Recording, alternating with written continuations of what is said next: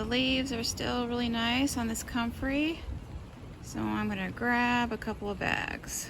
Alrighty, so I got my comfrey and I put another rung, the composting bins here. So I got some rotten leaves in there and put the comfrey leaves in next.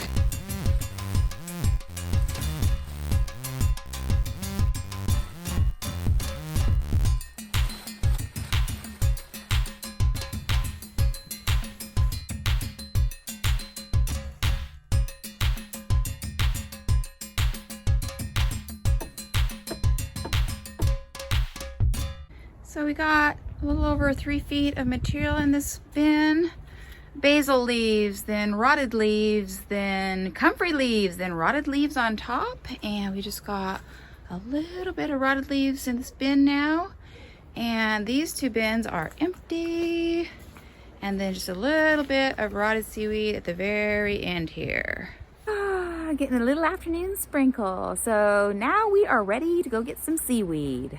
Oakley dokley, so I got all 3 of these bins full of about 1 foot of seaweed. And this guy, temperature 80 degrees. And I've got the last of the rotten leaves in these tarps here. And I was just gonna throw it on top of the seaweed piles. All right, so we got the rotted leaves on top of the old seaweed. And got the tarps all laid out. See if we can't get a little bit of rain and wash them off. Okay, so this is originally Farragut Farm garlic that Potato Peter, who lives at the south end of Wrangell Island, grew, which I bought, and now I'm gonna grow. I got all of the cloves pulled apart, and they're really big, so I don't have as many as I expected. Farragut Farm does 4 rows in their 30-inch bed, and they do an 8-inch by 7-inch grid with their dibbler. But I am going to go ahead and do 3 rows, in-row spacing 6 inches, and I have 12 cloves, which gives me a 6-foot bed. And that is in keeping with J.R. Fortier.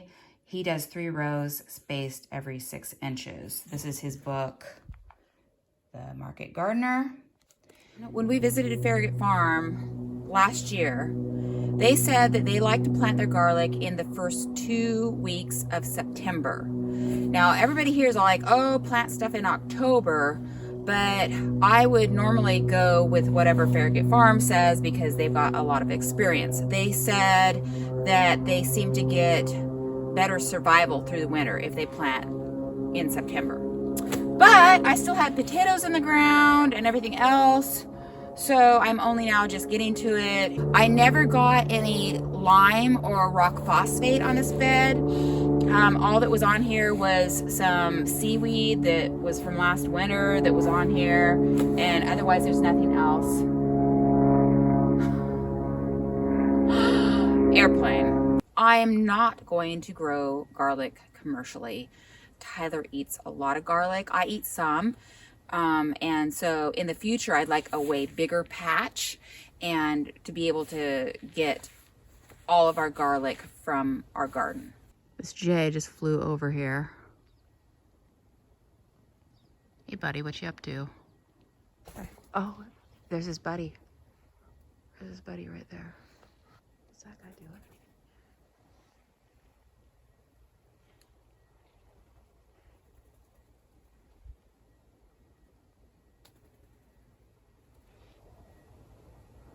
They are hanging out.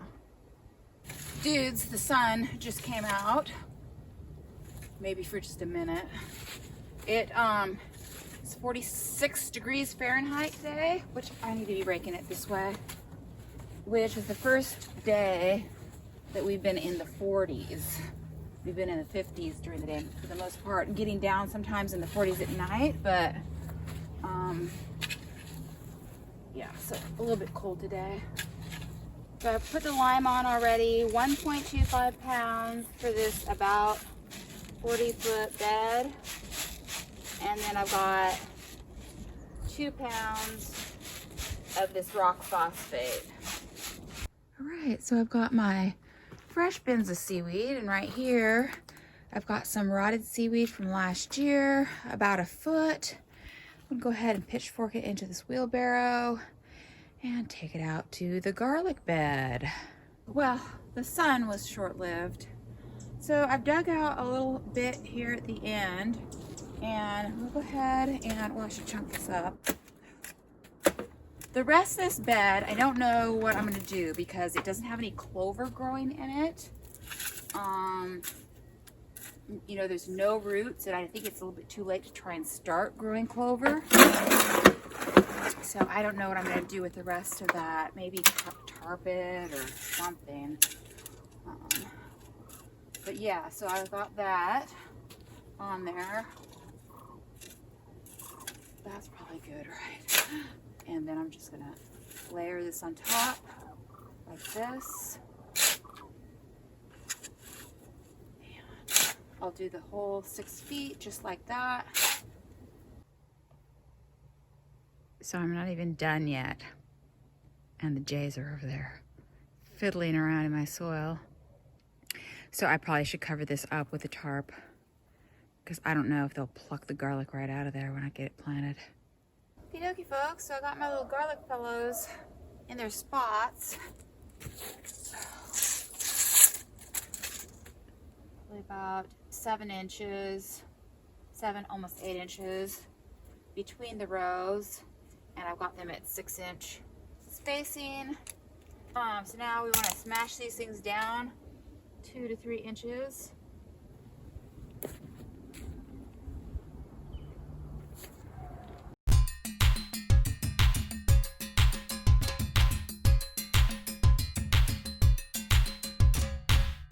I'm going to put this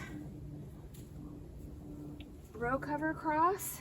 I think this probably should be about 6 feet because I want rain to go through just to water these guys in, but I don't want the jays to be fiddling around with it.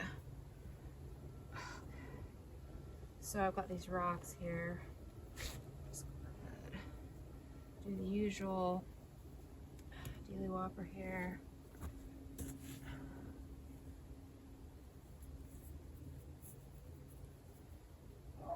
These fellows down with rocks.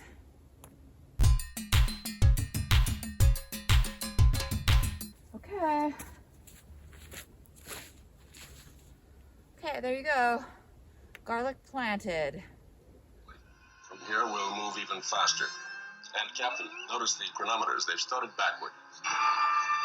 Minute by minute, the speed of time passage will now increase.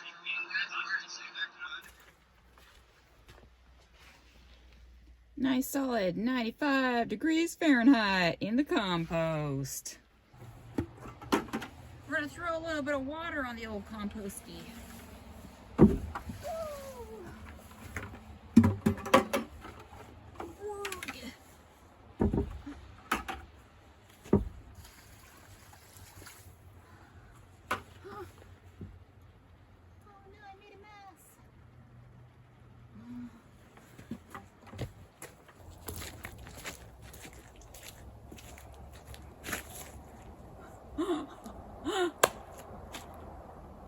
So we just got a drop off of some leaves that we get every year from a friend. And the only thing about these leaves, oh, actually these look like alder leaves because one of his trees drops these big old seed things and they sprout trees. So this actually looks perfect for throwing on top of the garlic to mulch it. And in fact, I'm somewhat tempted almost to put it on the rest of that whole bed because I have no roots or anything, nothing growing in it, and it's just gonna like rain. And thought about putting a tarp over it. Anyway, I'm babbling. I thought about today doing a little bit of an exercise program for market gardeners. The types of exercises you might want to do to get yourself in shape for doing the kind of work that we do every summer.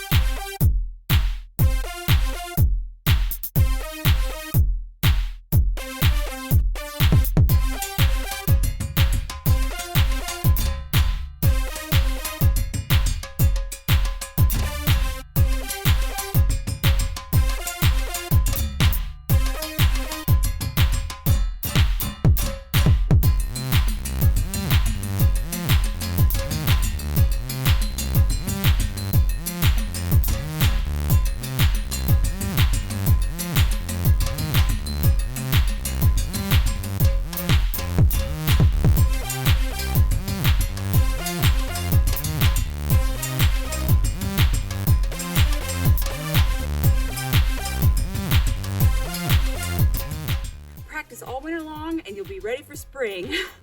Woohoo! So the other thing that I forgot to mention before I do my little exercise program here was that I need to get all of this rotted seaweed, kind of composty stuff, out of this bin, and I need to move it out to the cucumber greenhouse. Once I yank those out, I need to get, I got the first bed done, composted and soil over the top, and now I need to do the next bed. Because this is where I want the leaves actually to go, because he's gonna have a bunch of more loads of this stuff. So dudes, do I yank the cucumbers out yet? Oh, maybe. I'm still slowly getting cucumbers here, but I just feel so bad for the plants because they're so tired. So I've got these tables in each of the greenhouses, and I want to go ahead and just clear off everything and remove their legs and then store them for the winter. Let's go to the other greenhouse for a sec. This is my door prop.